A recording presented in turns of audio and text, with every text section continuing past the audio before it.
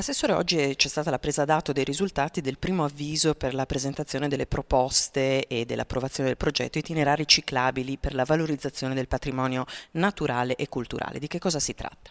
Si tratta di una prima fase di un progetto europeo che ci ha visto aggiudicatari e che è un progetto Interreg che riguarda proprio il tema della promozione e del rafforzamento della ciclabilità. Sappiamo nella nostra regione il tema della ciclabile regionale, delle ciclabili regionali sta avendo un grande successo e quindi sempre di più dobbiamo portare attenzione ai temi dell'intermodalità, cioè lo scambio bici-treno, bici-bus e al rafforzamento in quei luoghi in cui la ciclabilità è più debole, appunto delle connessioni turistiche che in questo caso stanno dando una grandissima soddisfazione anche agli operatori proprio per un nuovo modello di turismo che ben si adatta alla nostra regione. Quindi questo progetto europeo